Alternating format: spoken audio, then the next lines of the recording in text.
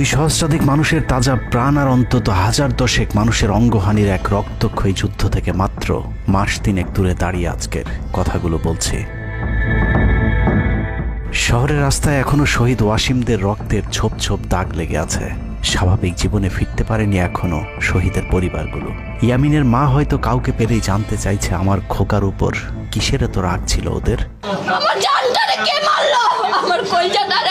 সে প্রশ্নের উত্তর হয়তো কেউ কোনোদিন দিতে পারবে না। বুকের ভেতর গুলি নিয়ে নিস্তেজ পড়ে থাকা শরীরটাকে ওরা যেভাবে কুকুরের মতো টেনে হিঁচড়ে খেয়েছে, সভ্য এই সমাজে সেই উত্তর কি আসলেই আছে?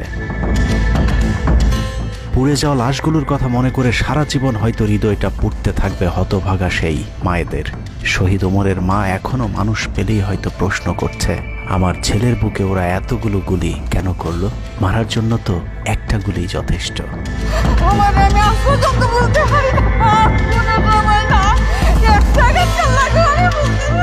তৃষ্ণা পেলে মুগ্ধের মায়ের হয়তো কানে বেজে উঠবে, পানি লাগবে, পানি।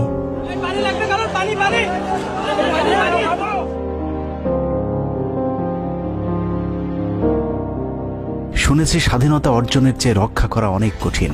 স্বাধীনতার এই পতাকা সমুন্নত রাখতে যারা জীবন দিয়েছেন তাদের সে রক্ত যেন বৃথা না যায়। এ পতাকার জন্য যেন আর কাউকে জীবন দিতে না হয়। স্বাধীনতার এমন যুদ্ধ আর দেখতে চাই না। এ যুদ্ধের প্রতিপক্ষ অনেক হিংস্র, খুব নিষ্ঠুর। ওরা বুকে গুলি নিয়ে কাতরাতে থাকা মানুষকেও শান্তিতে মরতে দেয় না। ওরা আরো রক্ত চায়। 15 বছর মুসলিম নিধন করে ওদের এতটুকু অনুশোচনা নেই। রক্তের নেশায় এখনো বুঁদ হয়ে আছে হিংস্র পশু আত্মাগুলো। এদিকে এক পক্ষ নিজেদেরকে বিজয়ী ভেবে ঘরে ফিরেছে। ঘরে ফেরার আগে যাদের বাড়ি ঘরে আগুন দিয়ে ঘর থেকে বের করেছিল, সেই শত্রুকেই আবার তুলে নিয়েছিল নিজেদের ঘরে। ছাত্রলীগ নিষিদ্ধের কথা বলছে। এই নিষিদ্ধ করবার ম্যান্ডেটটা, নিষিদ্ধ করবার অধিকারটা তাদেরকে কে দিল? তারা এদেশের মানুষ, রাজনীতি করার অধিকার সকলের আছে। আমাদের কেড়ে নেওয়া যেমন অন্যায় ছিল, আমরাও আরেকজনের কেড়ে নেওয়ার অধিকার, এটা আমরা এভাবে বলি। আওয়ামী মানবরূপী দানব ঘাড়ের উপর বিষাক্ত কার্বন ডাই অক্সাইড ফেলছে, আর আমরা সেটাকে অক্সিজেন ভেবে বুকে নিচ্ছি। বিষাক্ত সাপ থেকে নিরাপদ না হয়ে সাপ নিয়ে খেলার পরিণতি কি হতে পারে সেটা বুঝতে খুব বেশি দেরি করবার প্রয়োজন নেই। আমার এই বার্তা আপনাদের কাছে পৌঁছানোর কয়েক ঘন্টা পরেই আপনার ঘরে যে শত্রুকে জায়গা দিয়েছিলেন তাদের সেই বিষমাখা মুখের বিষ আপনার গায়ে নেয়ার জন্য প্রস্তুত থাকুন। পূর্ব দিকে তাকিয়ে দেখুন, আকাশ আবারও কালো হয়ে এসেছে। খুটখুটে অন্ধকার দেখে ঝড়ের গতি যতটুকু ভাবছেন অন্ধকারের সেই ঝড়ো বাতাস আসলে আলোর চেয়েও বেশি গতি নিয়ে ধেয়ে আসছে সবকিছু লণ্ডভণ্ড করে দিতে। প্রলয়ঙ্করী সেই ঝড়ের কবল থেকে প্রিয় মাতৃভূমিকে বাঁচাতে হলে দেশ রক্ষার পবিত্র দায়িত্ব যাদেরকে দেয়া হয়েছে, চলুন দেখে আসি তারা আসলে কতটা প্রস্তুত। জুলাইয়ের মাঝামাঝি পর্যন্ত সেনাবাহিনী ছাত্র আন্দোলন নিয়ে তেমন মাথা ঘামায়নি। ছাত্রলীগ যেদিন ঢাকা বিশ্ববিদ্যালয়ের ছাত্রীদের উপর আক্রমণ করেছিল, মূলত সেদিন থেকে সেনাবাহিনীর অভ্যন্তরীণ বিভিন্ন গ্রুপগুলোতে আলোচনা সমালোচনা শুরু হয়। 17 তারিখ সকল ডিভিশনের জিওসিরা অফিসার এবং সৈনিকদেরকে কোনো ধরনের গুজবে কান না দেওয়ার পরামর্শ দেন। জিওসিদের পক্ষ থেকে সাফ জানিয়ে দেওয়া হয়, সরকার মিসক্রিয়েন্টদের বিরুদ্ধে যথাযথ ব্যবস্থা নিচ্ছে, এটা নিয়ে সেনাবাহিনীর মাথা ঘামানোর কিছু নেই। 11 ডিভিশনের মেজর জেনারেল খালেদ আল মামুন, 55 ডিভিশনের GOC major general Mahbubur Rashid এবং কুমিল্লা ডিভিশনের জিওসি জাহাঙ্গীর আলম ছিলেন সবচেয়ে বেশি আক্রমণাত্মক। ছাত্রদের পক্ষে কোনো পোস্ট কিংবা প্রোফাইল পিকচার লাল করার বিরুদ্ধে তাদের ছিল কঠোর বার্তা। 17 জুলাইয়ের গুরুত্বপূর্ণ আরেকটি ঘটনা হলো Hasina air chief marshal Hasan Mahmud খানকে বিমান বাহিনীর MI-17 হেলিকপ্টারকে এভি গান কনফিগারেশন লোড করতে বলেন, যা মূলত যুদ্ধকালীন চূড়ান্ত সময় ব্যবহার করা হয়। এয়ার চিফ হাসিনাকে উল্টো প্রশ্ন করেন, আমাদের সেনাবাহিনী কি এখনো ফেল করেছে? তাহলে এত দ্রুত বিমান বাহিনী কেন? বিমান বাহিনী প্রধানের মুখের উপর এমন বক্তব্যে শেখ হাসিনা প্রচণ্ড ক্ষেপে যান। এর পরপরই তিনি বিমান বাহিনী প্রধানের বিরুদ্ধে পদক্ষেপ নেওয়ার জন্য ব্রিগেডিয়ার জেনারেল ইমরান হামিদ এবং লেফটেন্যান্ট জেনারেল মুজিবকে নির্দেশ দেন। আর্মি ইন্টেলিজেন্স থেকে এই পরিকল্পনার তথ্য জেনে বিমান বাহিনী প্রধান ওই রাতেই তার নিরাপত্তার জন্য গাজীপুর থেকে এয়ার কমান্ড নিয়ে আসেন, যে ইউনিটটি এখনও বিমান বাহিনী প্রধানের নিরাপত্তার দায়িত্বে ঢাকাতেই অবস্থান করছে। যাই হোক, বিমান বাহিনী প্রধান সেদিন রাজি হলে ব্ল্যাক আউটের সময়টা আরও ভয়ঙ্কর হতে পারত। বিমান বাহিনীর সহায়তা না পেয়ে শেখ হাসিনা পরদিন র্যাব প্রধানকে ডেকে আদেশ দেন তার হেলিকপ্টার প্রস্তুত রাখার। র্যাব প্রধান হাসিনার আদেশ অনুযায়ী ছাত্রদের বিরুদ্ধে অপারেশনে হেলিকপ্টার ব্যবহার করেন। হেলিকপ্টারের গুলিতে যতগুলো হতাহতের ঘটনা ঘটেছে সবগুলোই র্যাবের হেলিকপ্টার থেকে করা হয়েছিল। র্যাবের পাশাপাশি ঢাকার বাইরে দু একটি পাদে প্রায় সবকটি ডিভিশনের জিওসিরা দেশের বিরুদ্ধে অবস্থান নিয়েছিলেন। ঢাকার বাইরে থেকে বিশেষ করে ডিভিশন সাপোর্ট ব্যাটালিয়নকে অগ্রাধিকার ভিত্তিতে ঢাকায় নিয়ে আসা হয়, কারণ তাদের সাথে এপিসি সুবিধা ছিল। এপিসি গাড়িগুলো মূলত ছাত্রদের বিরুদ্ধে চূড়ান্ত পদক্ষেপ নেওয়ার জন্যই আনা হয়েছিল। রাষ্ট্রীয় গুরুত্বপূর্ণ এলাকা কেপিআই রক্ষায় 19 তারিখে সেনা নামানোর সিদ্ধান্ত নেওয়া হয়। নিয়ম অনুযায়ী সেনাবাহিনীর কেপিআই রক্ষার দায়িত্ব পালন করার কথা থাকলেও বিভিন্ন জায়গায় দেখা গেছে সেনাবাহিনীর ছত্রছায়ায় পুলিশ এবং আওয়ামী লীগ ছাত্রলীগের সন্ত্রাসীরা ছাত্রদের উপর হামলা চালিয়েছে। কোথাও সরাসরি সেনাবাহিনীকেও গুলি চালাতে দেখা গেছে। এর মধ্যে ঢাকার 46 পদাতিক ডিভিশনের ইনফ্যান্ট্রি ব্রিগেডের ইউনিটগুলো ঢাকার প্রাণ কেন্দ্রগুলোতে ছাত্রদের উপর সবচেয়ে বেশি দমন পীড়ন চালিয়েছে। অনুসন্ধানে 19 থেকে 23 জুলাই পর্যন্ত গণহত্যার সাথে জড়িত সেনাবাহিনীর কয়েকজন অফিসারের নাম উঠে এসেছে, যারা এখনো পর্যন্ত গুরুত্বপূর্ণ সব পদে বহাল আছেন, যা ডক্টর মোহাম্মদ ইউনূস সরকারের জন্য অত্যন্ত বিপজ্জনক। কতটা বিপজ্জনক সেটা বোঝার জন্য আন্দোলনের সময়টাতে ওই অফিসারদের ভূমিকা কি ছিল সেটা একটু দেখে আসি। আন্দোলনের সবচেয়ে বেশি রক্তক্ষেকো ছিলেন বিজিবির ডিজি মেজর জেনারেল আশরাফ। সূত্র জানিয়েছে ভারতীয় নাগরিকদের বিজিবির পোশাক পরিয়ে মাঠে নামিয়েছিলেন বিজিবির এই মহাপরিচালক। সেনাবাহিনী শেখ হাসিনাকে পদত্যাগের পরামর্শ দেওয়ার পরেও শুধু বিজিবিকে নিয়ে হত্যাকাণ্ড চালিয়ে শেখ হাসিনাকে ক্ষমতায় রাখার গ্যারান্টি দিয়েছিলেন মেজর জেনারেল আশরাফ। 5 তারিখ হাসিনা পালিয়ে যাবার আগ মুহূর্তে তিনি স্বরাষ্ট্রমন্ত্রীকে ফোন করে বলেছিলেন কয়েক হাজার মানুষ মারলেই পরিস্থিতি ঠান্ডা হয়ে যাবে, অতএব কোনো অবস্থাতেই যেন প্রধানমন্ত্রী পালিয়ে না যান। স্বরাষ্ট্রমন্ত্রীকে তিনি এমনটাই পরামর্শ দিয়েছিলেন। 5 তারিখ সকাল থেকে দুপুর পর্যন্ত ঢাকা শহরে সবচেয়ে বেশি তৎপরতা ছিল বিজেপির। ওই দিন সকাল থেকেই ঢাকার প্রবেশ পথগুলোতে চেকপোস্ট বসিয়ে তল্লাশি চালিয়েছিল মেজর জেনারেল আশরাফের বিজিবি। বিজিবির একটি সূত্র জানিয়েছে বিজিবি মহাপরিচালক প্রতিদিন সিওদের কাছ থেকে হিসেব নিতেন কে কতজন ছাত্র হত্যা করেছে। বিজিবি মহাপরিচালকের নির্দেশনায় খুনের সেই প্রতিযোগিতায় সবচেয়ে ভালো পারফর্মার ছিল কর্নেল রিদওয়ান। সূত্রের মতে ছাত্র আন্দোলনে বিজিবি অন্তত 500 শিক্ষার্থীকে গুলি করে হত্যা করেছে। বিজিবি প্রধান এবং রিদওয়ানের মতো তার অনুগত অফিসারদের জেলে থাকার কথা, কিন্তু তারা এখনো গুরুত্বপূর্ণ সব দায়িত্ব পালন করে যাচ্ছে। আর মেজর জেনারেল আশরাফ এখন পর্যন্ত বিজিবি প্রধানের চেয়ারেই বসে আছেন। হত্যাকাণ্ডের বেশিরভাগই জড়িত ছিল বগুড়ার 7 ইস্ট বেঙ্গল। রহস্যজনক কারণে 7 ইস্ট বেঙ্গলকে এখনো পর্যন্ত বগুড়ায় ফেরত না পাঠিয়ে ঢাকাতেই রাখা হয়েছে। মেজর জেনারেল ফেরদৌস হাসান সেলিম, যার মা ছিলেন হাসিনার অত্যন্ত ঘনিষ্ঠ বান্ধবী। ফেরদৌস সেলিম শেখ হাসিনাকে ফুপু বলে ডাকতেন। 27তম বিএমএ লং কোর্সের এই অফিসারের পাসিং আউটে শেখ হাসিনা নিজে উপস্থিত ছিলেন, যদিও হাসিনা তখন বিরোধী দলীয় নেত্রী ছিলেন। ডিজিএফ এর পদে থাকাকালীন হাসিনার টাকা পাচার এবং থাইল্যান্ডের বিভিন্ন ব্যবসা দেখাশোনার দায়িত্ব ছিল তার। 5 তারিখের সময়টাতে গুরুত্বপূর্ণ কোনো পদে না থাকায় নিজেকে এখন আওয়ামী বিরোধী দাবি করছেন ফেরদৌস হাসান সেলিম। ভয়ঙ্কর বিষয় হচ্ছে ডক্টর মোহাম্মদ ইউনূসকে ভুল বুঝে ইউনূসের মিলিটারি সেক্রেটারি পদে বসে সব কুটচাল চেলে যাচ্ছেন major general Ferdous Hasan. Guarantee দিয়ে বলে রাখলাম, সুযোগ পেলে সবার আগে ডক্টর মোহাম্মদ ইউনূসের মিলিটারি সেক্রেটারি নিজেই ইউনূসের গলা চেপে ধরবে। অতএব যত দ্রুত সম্ভব ডক্টর মোহাম্মদ ইউনূসের মিলিটারি সেক্রেটারির পদ থেকে তাকে সরাতে হবে। শেখ হাসিনার গণভবন ঠেকাতে সবচেয়ে বেশি শক্ত বলয় তৈরি করা হয়েছিল। অনুসন্ধানে জানা যায় শেখ হাসিনাকে রক্ষা করতে গণভবনের আশপাশে সেনাবাহিনীর অন্তত 13টি অস্থায়ী চেকপোস্ট বসানো হয়েছিল, যেখানে east Bengal regiment, field regiment artillery, Bangladesh infantry regiment, infantry brigade headquarter সহ সেনাবাহিনীর বেশ কয়েকটি চেকপোস্ট বসানো হয়েছিল শুধুমাত্র শেখ হাসিনাকে রক্ষা করার জন্য। সেনাবাহিনীর এসব আর্মি অফিসারদের সম্মিলিত অপারেশনে ছাত্রদের উপর চালানো হয়েছে নির্মম নৃশংস হত্যাযজ্ঞ। কিন্তু এই হত্যাকাণ্ডই সেনাবাহিনীর ভেতরে থাকা দেশপ্রেমিক অফিসারদের বিবেকের দরজা খুলে দিয়েছিল। 20 থেকে 23 জুলাই ইন্টারনেট বন্ধ করে যে পৈশাচিক হত্যাকাণ্ড চালানো হয়েছে, সেই দৃশ্য যখন একের পর এক সামনে আসতে শুরু করেছিল, তখন সাধারণ মানুষ যেভাবে স্তম্ভিত হয়েছিল, ঠিক একইভাবে সেনাবাহিনীর বিবেকবান জুনিয়র এবং মধ্যম সারির অফিসারদেরকেও ব্যাপকভাবে নাড়া দেয়। ভিডিওগুলো যত ছড়িয়ে পড়ছিল ততই থমথমে হয়ে উঠতে থাকে সেনাবাহিনীর অভ্যন্তরীণ পরিবেশ। 27 তারিখ প্রাপ্ত গোয়েন্দা তথ্যের ভিত্তিতে সেনাপ্রধানকে জানানো হয় পরিস্থিতি নিয়ন্ত্রণের বাইরে চলে যাচ্ছে। কোনো অবস্থাতেই প্রধানমন্ত্রীকে ক্ষমতায় রেখে পরিস্থিতি নিয়ন্ত্রণ করা সম্ভব নয়। গোয়েন্দা ওই রিপোর্টে আরও জানানো হয় সেনাবাহিনীর ভেতরে বিদ্রোহের আশঙ্কা দেখা দিয়েছে। বিশেষ করে মধ্যম সারি এবং জুনিয়র অফিসারদের ভেতর ব্যাপক অসন্তোষ লক্ষ্য করা যায়। একই রিপোর্ট প্রধানমন্ত্রীর অফিসকেও অবহিত করা হয়। সেই রিপোর্টের পরেও কঠোর অবস্থানে যাবার সিদ্ধান্ত নেওয়া হয় সরকারের পক্ষ থেকে।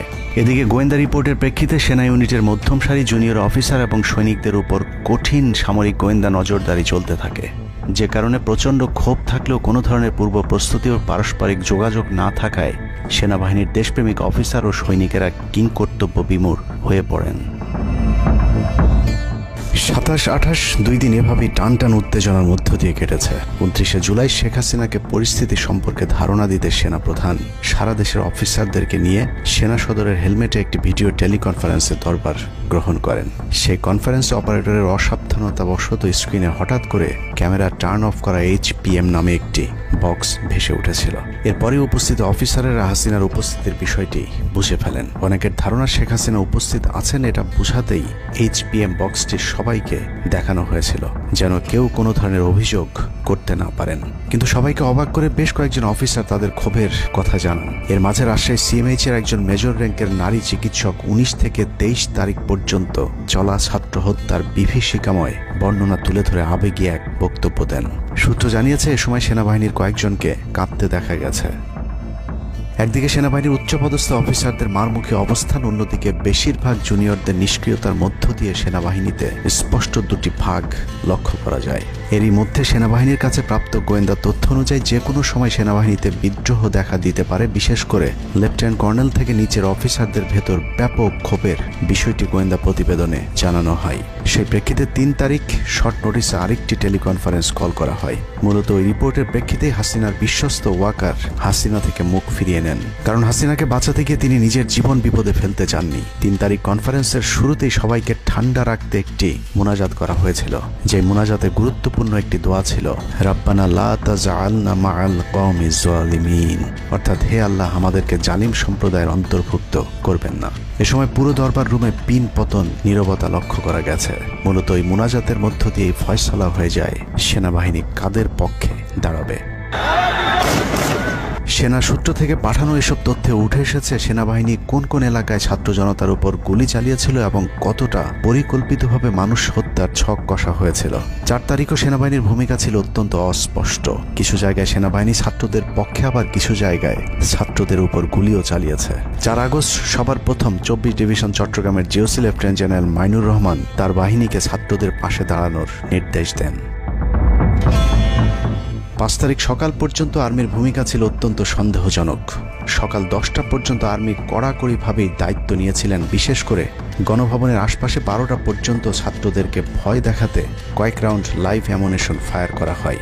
4 তারিখ 3 বাহিনী প্রধান, পুলিশ প্রধান এবং DGDGF এর সারা রাত নির্ঘুম কেটেছে।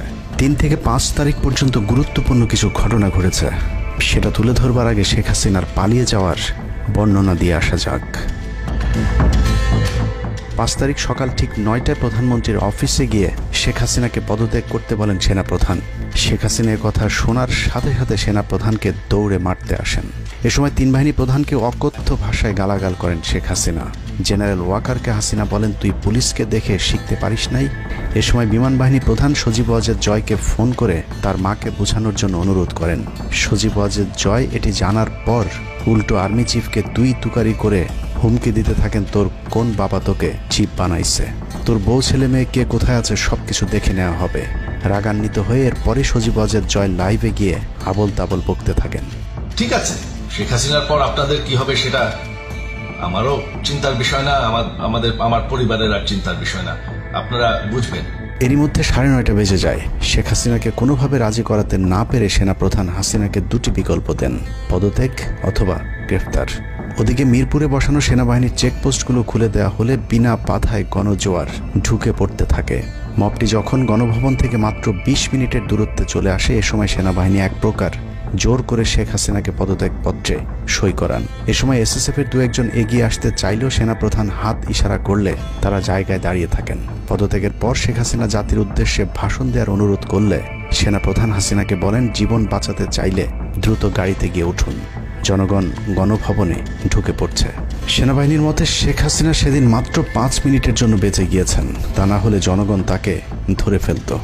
হাসিনাকে গণভবন থেকে উদ্ধার করে বিমানে ভারত পাঠিয়ে দেওয়ার জন্য মোট 3টি রুট প্ল্যান করা হয়েছিল। প্ল্যান এ, গণভবন থেকে গাড়ি বহরে বিমান বাহিনীর ব্লু স্কাই স্কুলের গেট দিয়ে তেজগাঁও বিমানবন্দরে ঢুকে ঢাকা সেনানিবাসে প্রবেশ এবং তারপর বিএএফ বেস দিয়ে বিমান বাহিনীর রানওয়েতে প্রবেশ। সেখান থেকে বিমান বাহিনীর C-130 যে বিমানে ভারতে উড্ডয়ন। দুর্ভাগ্যজনকভাবে ততক্ষণে বিপ্লবী জনতা শেওড়াপাড়া রাস্তা দিয়ে বিমান বাহিনীর ব্লু স্কাই স্কুলের গেট ক্রস করে আগারগাঁও চৌরাস্তা পর্যন্ত চলে এসেছিল। ওদিক দিয়ে ক্যান্টনমেন্টের জাহাঙ্গীর গেটও ছাত্র জনতার দখলে, তাই গণভবন থেকে গাড়িতে করে ঢাকা সেনানিবাসে ঢোকার সব পথ বন্ধ হয়ে গিয়েছিল, যে কারণে প্ল্যান বি অবলম্বন করতে হয়েছিল হাসিনাকে উদ্ধারকারীদের। প্ল্যান বি অনুযায়ী গণভবন থেকে বিমান ঘাঁটিতে যাওয়ার তখন একটাই পথ বাকি ছিল, তা হলো হেলিকপ্টারে যাওয়া। বিমান বাহিনীর MI-17 হেলিকপ্টার চন্দ্রিমা উদ্যানের পাশে বাণিজ্য মেলার মাঠে এসে অবতরণ করে। খুনি হাসিনা চন্দ্রিমা উদ্যানের পাশের রাস্তা দিয়ে বাণিজ্য মেলা মাঠে প্রবেশ করে এবং সেখান থেকেই হেলিকপ্টারে করে বিমান বাহিনী ঘাঁটিতে নিয়ে যাওয়া হয় তাকে। সেখানে গিয়ে তারেক সিদ্দিকী এবং সালমান এফ রহমানের জন্য কিছুক্ষণ অপেক্ষা করে শেখ হাসিনা। তবে শেষ পর্যন্ত সালমান এফ রহমানের পৌঁছাতে দেরি হওয়ায় শেখ হাসিনাকে নিয়ে কোনো গন্তব্য ছাড়াই 10টা 45 মিনিটে উড়াল দেয় বিমান বাহিনীর C-130 জুলিয়েট বিমানটি। সাধারণত বিমানের রুট ব্যবহারে কোড ব্যবহার করতে হলেও সেটা করেনি। রাডার ফাঁকি দিতে জীবনের ঝুঁকি নিয়ে এই পদ্ধতি অবলম্বন করা হয়েছিল। ফুল ফুয়েল লোড করা হয়। ভারতে যদি জায়গা না হয় তাহলে যেন মধ্যপ্রাচ্যের কোনো দেশ পর্যন্ত চলে যাওয়া যায়। মোট 9 জন পাইলটকে নিয়ে বিমানে ওঠানোর পর কোনো ধরনের নির্দেশনা বা ম্যাপ প্ল্যানিং ছাড়াই পাইলটদেরকে বলা হয় টেক অফ করতে। বিমানটি প্রথমে যশোরের উপর দিয়ে কলকাতায় পৌঁছালে সেনাপ্রধান জাতির উদ্দেশ্যে ভাষণের ঘোষণা দেন, কিন্তু কলকাতায় ল্যান্ডিংয়ের পারমিশন না দিলে সেখান থেকে শেখ হাসিনাকে বহন করা বিমানটি চলে যায় আগরতলায়। আগরতলায় পারমিশন না পেয়ে আবারও দিল্লির দিকে উড়াল দেয়। সেখান থেকে দিল্লি গেলে সেখানেও রিফিউজ করা হয়। দিল্লি বিমানবন্দরে নামতে না দিলে অনিশ্চয়তা দেখা দেয় শেখ হাসিনাকে বহন করা বিমানটির ভারতে অবতরণ নিয়ে। বিমানের একজন পাইলটের বরাত দিয়ে জানা যায়, এভাবে উদ্দেশ্যহীনভাবে দীর্ঘক্ষণ ঘুরতে থাকার পর জরুরি অবতরণের সিদ্ধান্ত নেওয়া হয়। তবে জরুরি অবতরণের ঠিক আগ মুহূর্তে দিল্লির গাজিয়াবাদ এয়ারবেজে নামার অনুমতি পায় C-130 জুলিয়েট, যেখানে অজিত ধওয়াল তাকে রিসিভ করেন। অবতরণে জটিলতার কারণেই 5 তারিখ সেনাপ্রধান জাতির উদ্দেশ্যে ভাষণ দিতে বারবার দেরি করছিলেন, কারণ তিনি নিশ্চিত হতে চাচ্ছিলেন শেখ হাসিনা ভারতে অবতরণ করেছেন। তারপরই বাংলাদেশের মানুষ মুক্তি পায় এক ফেরাউনের হাত থেকে। হাসিনা পালিয়ে যাওয়ার সেই খবর পৃথিবীর সবাই জানে, কিন্তু 3 থেকে 5 তারিখ পর্যন্ত ক্যান্টনমেন্টে কিছু ঘটনা ঘটেছে, যেই ঘটনা এখনো আমাদের কাছে অজানা। 3 তারিখ সেনাপ্রধানের ওই ভার্চুয়াল মিটিংয়ের পর মোটামুটি নিশ্চিত হয়ে যায় শেখ হাসিনা অধ্যায় বাংলাদেশে শেষ। শুরু হয় ভারতের প্ল্যান বি বাস্তবায়নের প্রক্রিয়া। 3 তারিখ রাতে আসিফ নজরুলের সাথে ডিজিএফআই কার্যালয়ের পাশের একটি ভবনে আসিফ নজরুলের ঘনিষ্ঠ বন্ধু major general Hamid, lieutenant general Mujib এবং মেজর জেনারেল ফেরদৌস সেলিমের একটি গোপন বৈঠক হয়, যেখানে ভারতীয় গোয়েন্দা সংস্থার 16 জন কর্মকর্তা উপস্থিত ছিলেন। মূলত 5 তারিখ শেখ হাসিনা পদত্যাগ করার পর করণীয় নির্ধারণ করতেই ওই বৈঠক অনুষ্ঠিত হয়। দীর্ঘ বৈঠক শেষে মোট 3টি বিকল্প নির্ধারণ করা হয়। প্রথমটি জরুরি অবস্থা জারি করে সেনাবাহিনীর হাতে ক্ষমতা দেয়া, দ্বিতীয়টি আসিফ নজরুলকে প্রধান উপদেষ্টা করে একটি অন্তর্বর্তীকালীন সরকার গঠন। অন্তর্বর্তীকালীন সরকারের ভেতরে যেন ভারতীয় বলয়ের লোকজন বেশি সংখ্যায় রাখা যায় সেটা নিশ্চিত করার ব্যাপারেও আলোচনা হয় বৈঠকে, এবং সেটা নিশ্চিত করতে আসিফ নজরুলের পেছনে সেনাবাহিনীর ওই অংশটির সর্বোচ্চ সাপোর্ট থাকারও নিশ্চয়তা দেওয়া হয়। মূলত আসিফ নজরুলকে সামনে রেখে সেনাবাহিনীর মাধ্যমেই দেশ চালানোর পরিকল্পনা করা হয়েছিল 3 তারিখের ওই গোপন বৈঠকে। 4 তারিখ 3 বাহিনী প্রধানের মধ্যে দফায় দফায় বৈঠক চলেছে। সেই বৈঠক থেকে সিদ্ধান্ত হয় 5 তারিখ সকাল 9টার মধ্যে শেখ হাসিনাকে চূড়ান্তভাবে পদত্যাগের বিষয়টি জানিয়ে দেওয়া হবে। এর পরপরই আসিফ নজরুলকে আবারও ক্যান্টনমেন্টে ডেকে আনা হয় এবং শেখ হাসিনার পদত্যাগের পর আওয়ামী নেতা কর্মীদেরকে যতটা সম্ভব নিরাপত্তা দেয়া, বেসরকারি বিভিন্ন প্রতিষ্ঠানগুলোতে যতটা সম্ভব আগের কর্মকর্তাদেরকে রেখে দেয়া এবং বিটিআর হত্যাকাণ্ড নিয়ে কোনো ধরনের পদক্ষেপ না নেওয়ার সহ বেশ কিছু করণীয় ঠিক করে দেওয়া হয়। দীর্ঘ সেই আলোচনার কারণে 4 তারিখ সারা রাত ক্যান্টনমেন্টে অবস্থান করেছেন আসিফ নজরুল।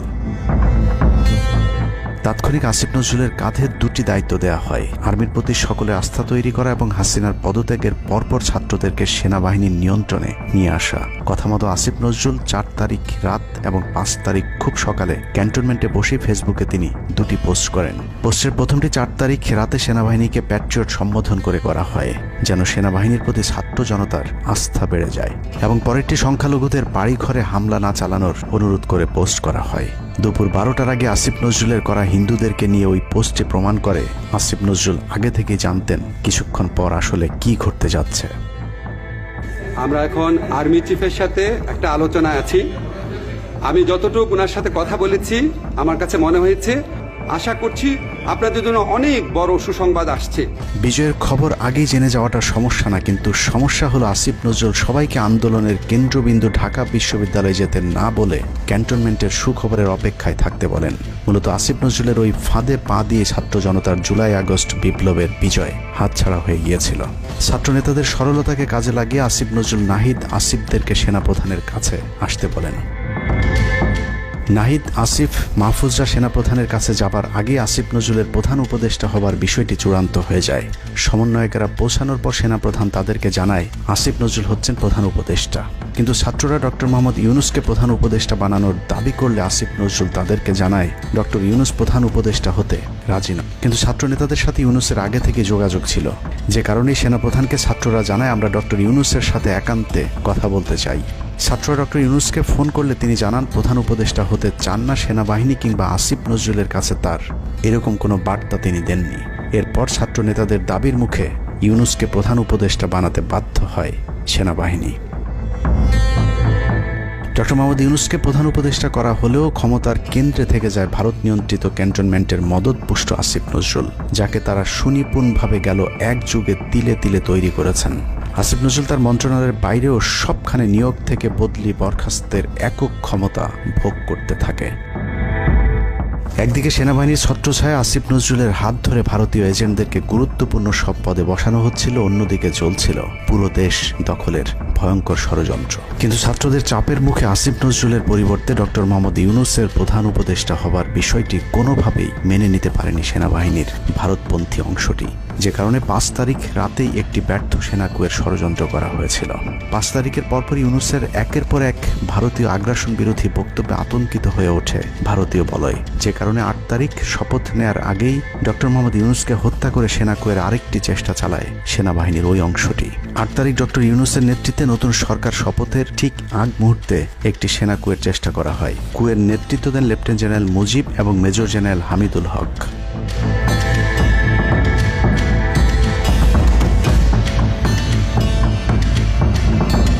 কিন্তু পশ্চিমা একটি গোয়েন্দা সংস্থা বিষয়টি দ্রুত সেনাপ্রধানকে জানালে জেনারেল ওয়াকার তাদের পরিকল্পনা ভণ্ডুল করে দেয়। সেনাপ্রধান তাৎক্ষণিকভাবে লেফটেন্যান্ট জেনারেল শামীমকে পিএসও এএফটি থেকে সিজিএস হিসেবে নিয়োগ দেন এবং মুজিবকে কিয়মজি থেকে আটডগে বদলি করেন, যদিও 8 তারিখ রাত থেকেই মুজিব পলাতক রয়েছেন। এরপর 12 সেপ্টেম্বর তাকে সেনাবাহিনী থেকে বরখাস্ত করা হয়। একই দিনে লেফটেন্যান্ট জেনারেল হামিদুলকে স্বেচ্ছায় অবসরে পাঠানো হয়। এনডিসি থেকে মেজর জেনারেল সাইফুলকে মিনিস্ট্রি অফ ফরেন অ্যাফেয়ার্স এবং চিফ অফ জেনারেল স্টাফ শাহিনকে এনডিসিতে পাঠানো হয়। কয়েকজনের ব্যাপারে পদক্ষেপ নেওয়াটা যেমন স্বস্তির, তেমনি ষড়যন্ত্রকারীদেরকে যেখানে বদলি করা হয়েছে তাদের প্রতিটি পদই অত্যন্ত গুরুত্বপূর্ণ, যা বর্তমান সরকার এবং দেশের স্থিতিশীলতার জন্য চরম বিপজ্জনক। কতটা বিপজ্জনক সেটা জানতে চলুন শুরুতেই যে প্রলয়ঙ্কারী ঝড়ের কথা বলেছিলাম সেখানে ফিরে যাওয়া যাক। ভারতীয় গোয়েন্দা সংস্থা 5 তারিখের পর থেকে দেশে নানাভাবে একটা সাম্প্রদায়িক দাঙ্গা বাঁধানোর চেষ্টা চালিয়ে যাচ্ছেন, যেটাকে কেন্দ্র করে বাংলাদেশে একটা সামরিক অভিযান চালানো যায়। এই দাঙ্গা বাঁধাতে ভারতীয় গোয়েন্দারা আওয়ামী লীগ, হিন্দু এবং ইসকনকে কিভাবে ব্যবহার করছে সেই পরিকল্পনার ছক এখন বাংলাদেশি গোয়েন্দাদের হাতে। একটি গোয়েন্দা সংস্থা থেকে যেসব তথ্য আমার কাছে পৌঁছেছে তা রীতিমতো এই দেশের অস্তিত্বের জন্য হুমকি স্বরূপ। আওয়ামী লীগ, হিন্দু আর ভারতের এই চক্রান্ত যদি সঠিকভাবে মোকাবেলা করা না যায় তাহলে অচিরেই বাংলাদেশের অবস্থা হবে হায়দ্রাবাদের মতো। জননেত্রী শেখ হাসিনাকে দেশ থেকে সরে যেতে বাধ্য করেছেন। বাংলাদেশকে নিয়ে ভয়ঙ্কর এই চক্রান্তে জড়িত আওয়ামী লীগ, সনাতনী এবং ইসকনের অন্তত 40টি হোয়াটসঅ্যাপ গ্রুপ এবং জুম মিটিং এর ভিডিও হাতে পেয়েছে গোয়েন্দারা। গোয়েন্দাদের কাছে প্রাপ্ত এসব তথ্যে যা উঠে এসেছে তা আটকে ওঠার মতো।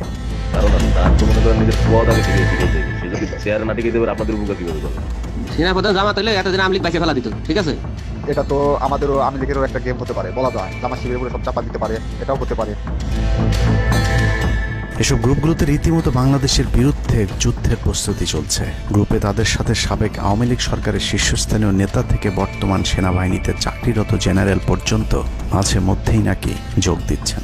নানক ভাই থেকে শুরু করে আমাদের সুজিত দা, তারপর আরো অনেক টপ লেভেলের যারা মন্ত্রী, মিনিস্টার, প্রতিমন্ত্রী, তারপরে ইভেন কামাল ভাই। তো এখন বিষয়টা হচ্ছে যে ইভেন রাষ্ট্রপতির যে একেবারেই মানে কি বলে, তার যে একেবারে মানে রাইট হ্যান্ড সচিব, উনিও আমাদের সাথে 2 দিন জয়েন করছেন। তো এখন ওনারা আসলে ভালো হইতো, যারা যারা আসেন আসলে ভালো হইতো। অনেক আমাদের এখানে প্রায় 12 থেকে 13 জন আপনার এমপি এসে কথা বলেছেন, যেটা আপনারা জানেন না।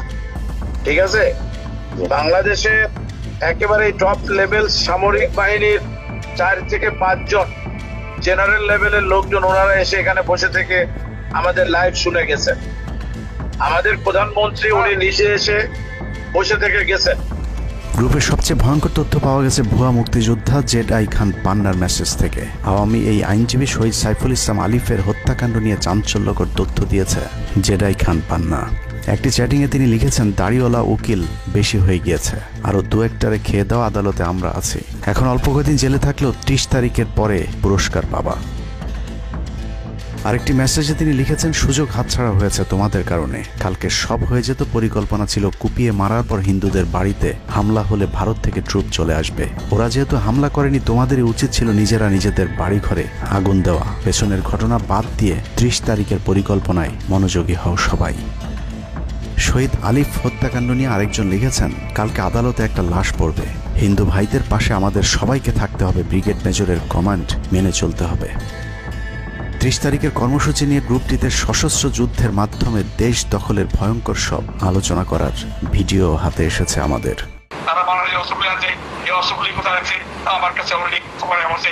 আমি নিউজ দিচ্ছি প্রতিনিধিদের মাধ্যমে, তারা বলেছে 5000-এর বেশি তারা অস্ত্র আছে, M60 রাইফেল, সাইবার রাইফেল আছে, 47 রাইফেল আছে, তাদের কাছে অত্যাধুনিক। আলোচকদের একজন বলছিলেন, সাবেক এবং বর্তমান পুলিশের সমন্বয়ে 1700 অস্ত্রধারী গ্যারিলা প্রস্তুত করা হয়েছে 30 নভেম্বরের জন্য। কথা বলেছি, পুলিশ পার্টির কথা বলছি, পুলিশের অনেক উদ্যোগতা প্রত্যেকটা থেকে শুরু করে পুলিশ পার্টিরা এসে ওনারা আমার সাথে কথা বলে আমাদের যোগাযোগ রক্ষা করছে। ঢাকা শহরকে কিভাবে ব্লক করা হবে সেই পরিকল্পনাও করা হচ্ছে এসব জুম মিটিংগুলোতে। আমাদের কাজ হলো আব্দুল্লাহপুর, আব্দুল্লাহপুর, আশুলিয়া, টঙ্গীর আছে, আমরা উত্তরা, ওইটা একটা ব্লক দিবেন, তাহলে আমরা খুব সহজেই আমাদের কাজ সফলতা পাবো। সশস্ত্র যুদ্ধের জন্য পুরো দেশকে মোট 10টি বিভাগে বিভক্ত করা হয়েছে, যেখানে একজন করে ব্রিগেড মেজর নিয়োগ দেওয়া হয়েছে, যাদের সবাই দেশেই অবস্থান করছেন। এর মধ্যে গ্রুপে প্রাপ্ত জেডাই খান পান্নার নম্বরটিতে মেসেজ পাঠানো হলে মুহূর্তেই সাড়া দেন তিনি। কল করতেই গড় গড় করে সবকিছু স্বীকার করেন। জেডাই খান পান্না, জি আমি তাই। 30 তারিখ 50 থেকে 80 ভাগ পুলিশ, আনসার, এমনকি সচিবালয়ের আমলারাও তাদের পক্ষে মাঠে নামবে বলে স্বীকার করেন গেরিলা আক্রমণের পরিকল্পনাকারী জেডাই খান পান্না।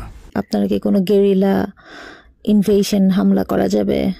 ঢাকার স্টুডেন্টরা যদি এখনো সাপোর্টার্স অর্গানাইজ হইতে নামে, এই অ্যাডমিনিস্ট্রেশনের 50% না 80% লোক নামে আসবে, পার্টিকুলারলি পুলিশ, আনসার এবং সেক্রেটারিয়েট থেকে। পালিয়ে যাবার আগে এই ভিডিও প্রচারের সাথে সাথে রাষ্ট্রদ্রোহিতার অভিযোগে তাকে গ্রেফতার করতে হবে, তাহলে চক্রান্তকারীদের আরও পরিকল্পনার তথ্য পাওয়া যেতে পারে। ভবিষ্যতে এ ধরনের ষড়যন্ত্র বন্ধ করতে গ্রুপে থাকা সকলের মোবাইল নম্বর এবং চেহারা দেখে শনাক্তের পর দ্রুত গ্রেফতার করতে হবে। সূত্র জানিয়েছে, ডিজিএফআই প্রধানের প্রত্যক্ষ তত্ত্বাবধানে চলছে এসব দেশবিরোধী তৎপরতা। আর্মিকে ম্যাজিস্ট্রেসি পাওয়ার দেয়া হলেও তাদেরকে ক্ষমতা প্রয়োগ করতে দেওয়া হচ্ছে না, যে কারণে আওয়ামী লীগ নেতারা বেশিরভাগ এখনও দেশে থাকলেও তাদেরকে ধরা হচ্ছে না। অতএব সেনাবাহিনীর উচ্চপদস্থ হাসিনাপন্থী অফিসারদেরকে দ্রুত সেনাবাহিনী থেকে সরাতে হবে। 5 তারিখ সেনাপ্রধান যে ভূমিকা রেখেছেন তার জন্য তিনি অবশ্যই প্রশংসার দাবিদার, কিন্তু সেনাপ্রধানকে প্রমাণ করতে হবে তিনি আসলেই নায়ক নাকি খলনায়ক। 5 তারিখের পরেও সেনাবাহিনীর গুরুত্বপূর্ণ পদগুলোতে রদবদল না করা এবং গুম খুনের সাথে জড়িত অফিসারদের বিরুদ্ধে কোনো ব্যবস্থা না নেওয়ার সহ বিডিআর হত্যা হত্যাকাণ্ডের বিষয়ে দৃশ্যমান কোনো পদক্ষেপ না নেওয়া খুবই সন্দেহজনক। সূত্র জানিয়েছে সেনাপ্রধানের স্ত্রীর সাথে প্রতিনিয়ত শেখ হাসিনার যোগাযোগ রয়েছে। অতএব সেনাপ্রধানকে দ্রুত তার অবস্থান পরিষ্কার করে সেনাবাহিনীর গুরুত্বপূর্ণ পদগুলোতে নতুন করে নিয়োগ দিতে হবে। সেনাবাহিনীর জুনিয়র এবং মধ্যম সারির অফিসার এবং সৈনিকদের সবসময় দেশের স্বার্থে যুদ্ধের জন্য প্রস্তুত থাকতে হবে। মনে রাখতে হবে সেনাবাহিনী আমাদের আস্থার প্রতীক।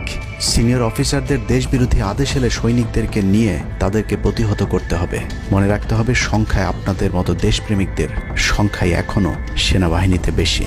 দেশের যে কোনো প্রয়োজনে সেনাবাহিনী যদি জনগণকে ডাক দেয় তাহলে এ দেশের প্রতিটি মানুষ জীবন দেওয়ার জন্য প্রস্তুত রয়েছে। ডক্টর মোহাম্মদ ইউনূসের পাশে থাকা ভারতীয় গুপ্তচর আসিফ নজরুল, মিলিটারি সেক্রেটারি ফেরদৌস হাসান সেলিম এবং প্রেস সেক্রেটারি শফিকুল আলমকে দ্রুত সরাতে হবে।